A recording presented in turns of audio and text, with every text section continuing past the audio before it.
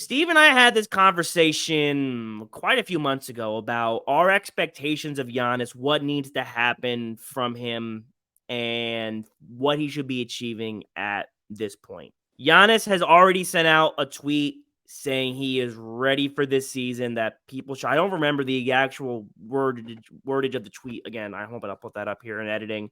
But I think he's going to average 40 points a game this season.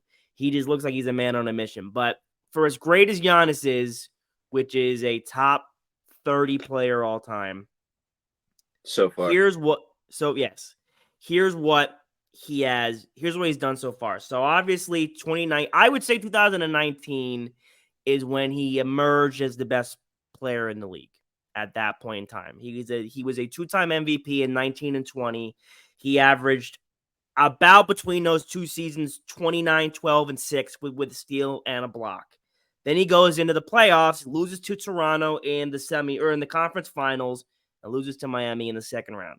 Wins his championship in 21, looks excellent.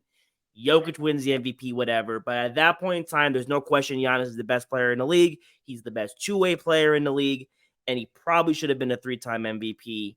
Good for him. We're looking for him to do that again the following season, 2022. Loses to Boston in 7 in the second round without Chris Middleton. How much does that matter? That's up for you to decide. 32, 14, and 7 the average in those playoffs. Craziness. Then this past season, 23, 11, and 5 in the playoffs, losing to Miami in the first round. Not a great look. Giannis is also, I found out this nifty little stat, the only player to average 25, 10, and 5 with a steal and a block over the multiple seasons. Only player in history to do that. Ceiling of being top 15 at least if he continues on his trajectory. But what trajectory is that? For as great as Giannis is, are there reasons he's losing at these stages in the playoffs? So 2019, Kawhi Leonard went on that monster playoff tour, won the Finals MVP, all that stuff. Okay, I guess.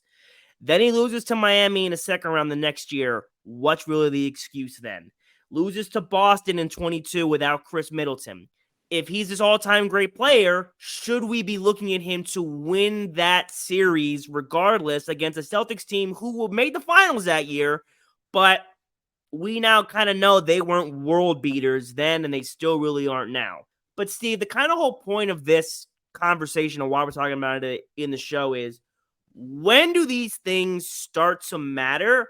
And when do we start to be like, all right, maybe we have some more questions than answers about Giannis? Because to me, he's got no more than 2 seasons to win an MVP and a ring. I think if he wins another MVP, good for him. Will not move the needle as heavy as it would a ring and a finals MVP, but time definitely ticking for Giannis Antetokounmpo.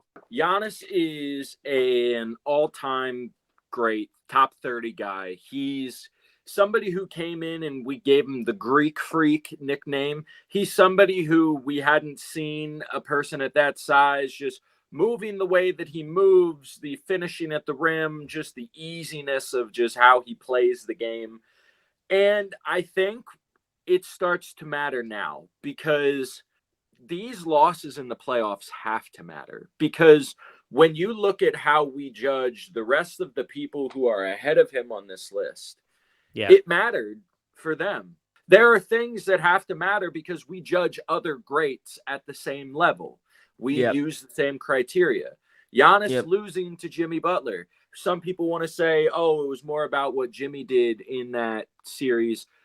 Fair. But Giannis also had two first team All NBA defense guys on his team, and one of them was vying for the Defensive Player of the Year award. And Giannis, like Giannis losing to the Celtics without Chris Middleton, it has to matter because look at the rest of the team. Yes, Chris Middleton can elevate when the playoffs come, but you still have Drew Holiday, you still have Brook Lopez, and you're still Giannis. You're the best player in the world. So you're supposed to be able to elevate the guys around you to make a win happen. But not to mention, Giannis is in a little bit of a battle with Milwaukee right now. He hasn't re-signed that extension. Yeah. He's given thing. He said, I want to see your commitment to winning. And my thing is that, okay, how do the Bucks show him that? That's the next question we need to ask ourselves. Where's Giannis's mindset of you want to be winning? Because we know that Giannis is very respectful of everyone, but of his coach's decisions. I mean, when Budenholzer was there, I had a huge thing where I was like, why isn't Giannis guarding Durant in the Nets series? And it was like, well, Pop's not putting them on him. Giannis needs to take the stance of, I'm Giannis Antetokounmpo. I'm guarding the best player. I'm winning us the game. Give me the effing ball. Giannis's brothers, on the roster, Shannon Sharps has said, if you really care that much, why are they taking up these roster spots? And he has a valid point. If you care so much, why aren't you telling why are you letting the Bucks do that and not having someone else be like a better caliber player take that spot? Why aren't you saying, no, coach, I got the best player? Why aren't you saying, give me the ball? Let me put up 50 so we can win this game. We know that he has the skills to be that dominant. So again, when does it become we're not winning because Giannis isn't making us win? And he is that type of player now, and that caliber of player that is a fair criticism to have. Listen to the sound. I listen to the sound.